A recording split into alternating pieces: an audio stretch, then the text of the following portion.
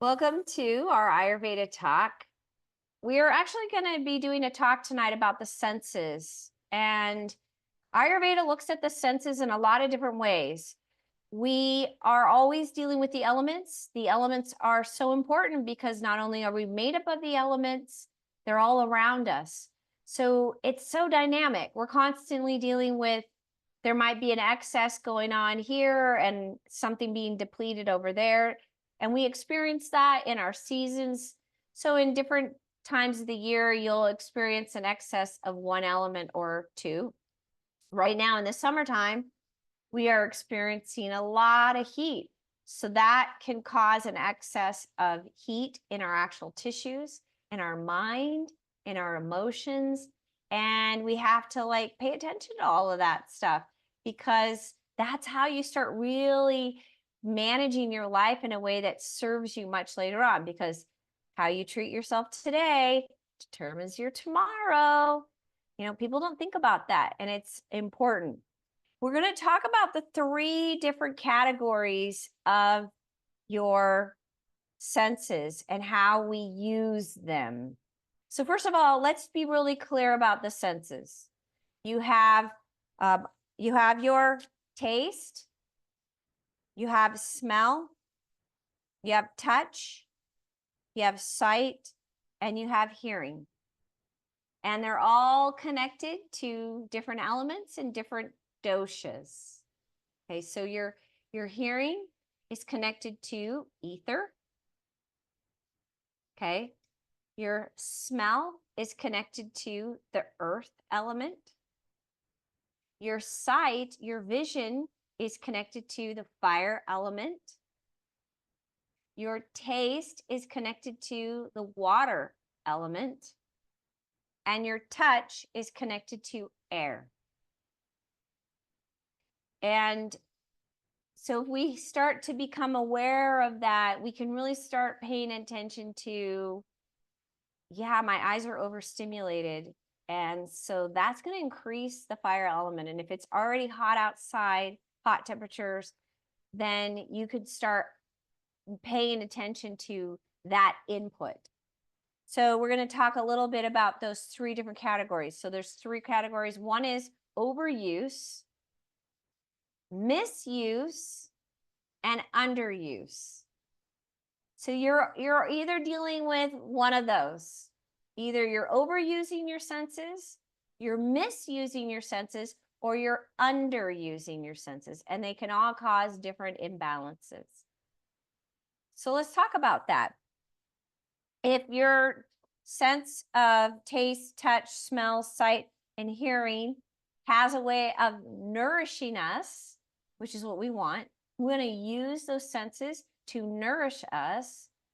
That means that we go out of balance through our senses. We can also use them as a way to nourish. How do we do that? Well, we use the Ayurvedic therapies.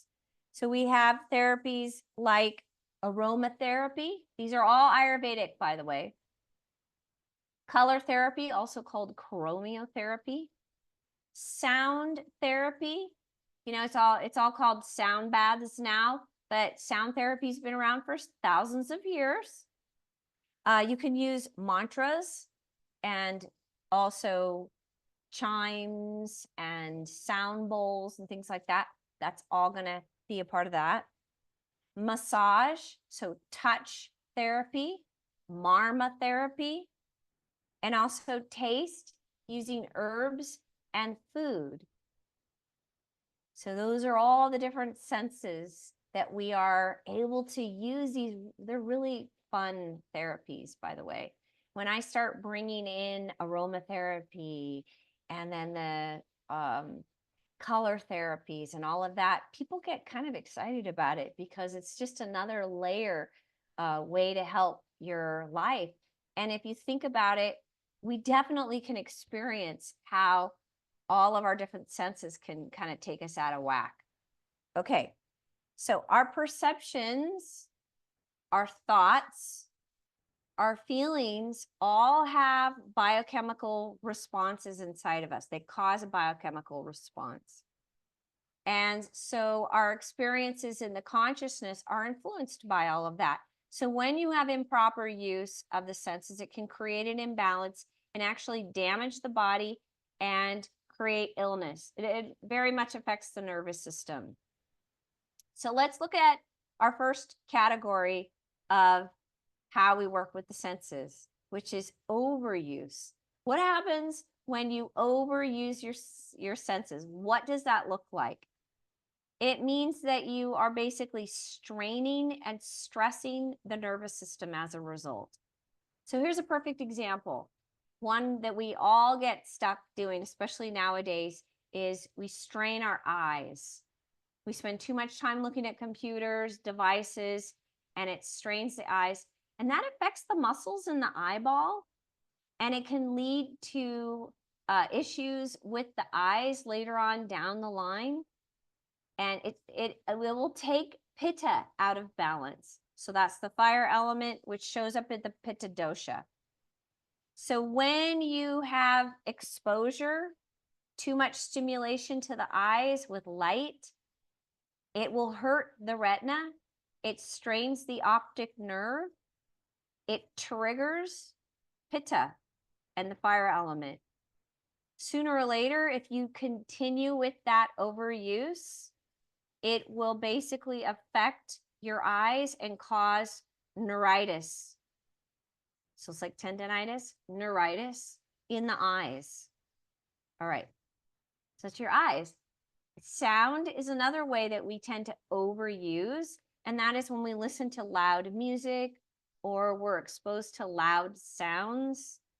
It'll basically damage the eardrum and weaken it, and then can lead to hearing loss. That's why when you live in places where there's lots of noise, like a big city, it overstimulates the nervous system.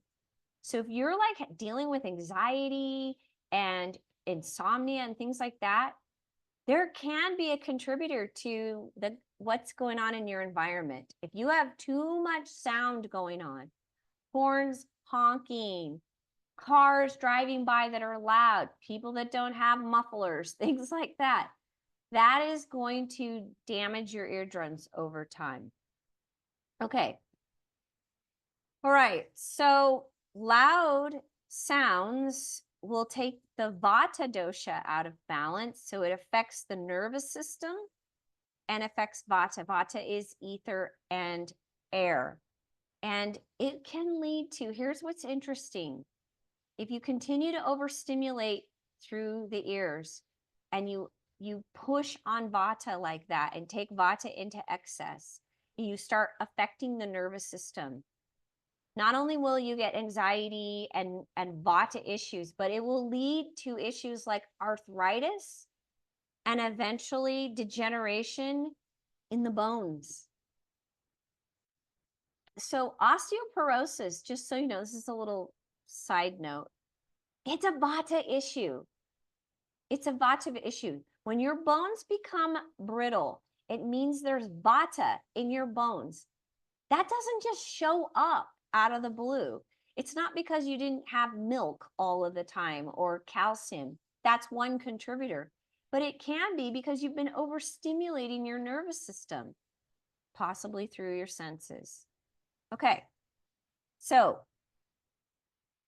lying in the sun, and I am not a sun worshiper, but I have a lot of friends that are, that absolutely love being out in the sun. I don't get it. Thank God I wasn't one of those, because when I was growing up, people were putting like baby oil on their skin. Okay, so lying in the sun strains the sense of touch. So it strains touch, and that's actually going to aggravate pitta because of the heat. And it can lead to skin cancer, thinning of the skin cancer, a lot of different issues, rashes, heat burn. What do they call it? Heat burn. I think it's heat burn, something like that. I've had it. Patty, I can't hear you. You're muted. So anyway, so those are just some examples of overuse, overstimulating. I don't know if you guys have ever like been overstimulated, like with touch. I've had that happen where like I was doing something where I had to constantly be dealing with stuff that was touching me, like rearranging my garage, and I'm just dealing with, and after a while I was like, I can't take it anymore. Like I had to just stop and stop being stimulated that way. All right, let's go into the second category, which is misuse of your senses. So misuse means that you are using your senses in the wrong way. What does that mean? It means that you're straining. You're reading letters that are too small for you to read, and you're straining your eyes. Looking through a microscope is an example that Dr. Laud will give. You can strain your eyes also by lying down and trying to read. You should not do that. What it does is it affects the angle that your eyes have to look, and that strains the eyeballs and the muscles in the eyeballs. So we don't want to do that. If you keep doing that and straining your eyes, you're going to take pitta out of balance. That will then affect the nervous system and then cause a vata disorder as well. So it's going to push on pitta, which then is going to push on vata. All right. Here's another way that we misuse. We eat too much. We are gluttonous. We overindulge. Eating a large quantity of food is misuse. And then to top it off, eating the wrong kinds of foods is also misuse. Yeah, when we are not eating food that's appropriate for our constitution, that's misuse. Like we know we're pitta. Say you know you're a pitta, you know you run hot, but you don't care. You're just eating hot food anyway. You're going to eat spicy food anyway. You're going to eat food that increases heat in your body. And you know that it's going to take you out of balance, but you don't care. You don't care about the consequences of it. There's a long-term effect of that. And that's what we have to consider. Like if I know I run hot, it's summertime. Why would I do that? Why would I aggravate myself? And then people, those individuals, they end up in this like pissed off state all the time because they're running hot. What happens when you run hot? It's going to trigger anger and frustration and impatience. And that gets taken out on our loved ones around us. And that's not, it's just not good. Okay. So eating the wrong kinds of foods, eating too much. All right. That's a misuse of the taste sense. All right. Again, listening to loud sounds. This is misuse. So here's one that I want to talk about that people don't realize. And I do tell this to my clients. When I'm dealing with clients who are having sleep issues, which is a vata issue, typically, there can be pitta issues. Not being able to fall asleep would be pitta. Vata has insomnia. So when I'm dealing with those individuals, I will tell them, this is a misuse issue. I don't want you talking at night. I don't want you having long conversations. I don't want you getting into any kind of conversations that are going to be engaging, because that's going to take vata out of balance. That is a misuse. Okay. Long conversations on the phone, especially, and also just getting into conversations that are really engaging. You don't want to do it because that's going to push vata out of balance.